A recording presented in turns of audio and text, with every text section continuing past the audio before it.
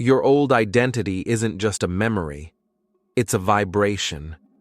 Every thought you repeat, every emotion you replay becomes a frequency that the universe mirrors back to you. You might think you're simply waking up to the same day, but in truth, you're waking up as the same version of yourself. The same worries, the same fears, the same stories you quietly tell yourself when no one's watching. And reality, being perfectly neutral, simply agrees. It reflects that version of you, faithfully, consistently, without judgment. But what if the problem isn't your life? What if the real block is your identity? Every version of you that exists was built for a reason. The one that overthinks, the one that hides, the one that doubts. These identities were survival mechanisms. You created them in moments when your younger self didn't feel safe, seen, or loved. Over time, these patterns fused into a personality, a mask that whispers, "This is who I am." But this identity is not truth. It's a story written by pain, not by potential. Neuroscience calls this predictive memory. Your brain constantly projects your past into your future because it craves what's familiar, even if that familiarity hurts.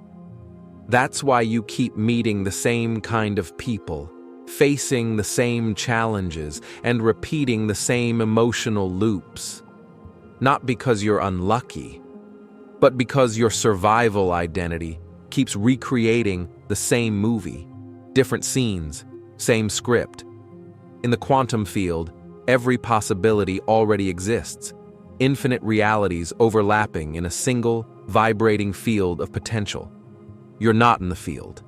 You are the field, collapsed into one temporary expression.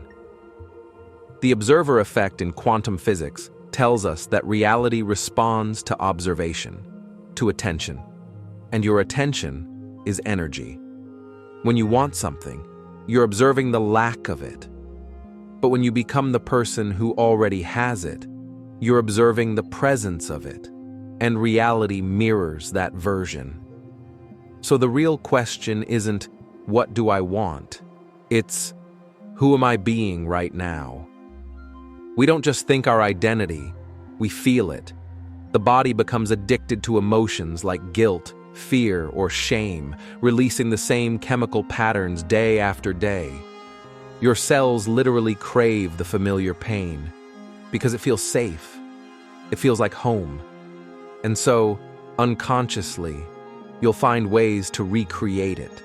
The argument, the disappointment, the rejection, not because you want it, but because your nervous system recognizes it as you. You're not broken. You're just addicted to who you used to be. But once you become aware of that pattern, you can't unknow it. Awareness is the first crack in the wall, the moment light begins to seep in. The instant you observe your thoughts instead of becoming them, you shift from the actor to the witness. And that's where transformation begins. When you say, "I'm anxious," you merge with the emotion. But when you say, "I'm noticing anxiety within me," you create space. And space is freedom. Start to watch your mind like a movie. No judgment, no resistance, just awareness. Ask yourself, what emotions do I feel most often? Who would I be without them? In that space between thought and reaction, the old identity begins to lose its grip. You're no longer feeding it your attention. You're simply observing it dissolve.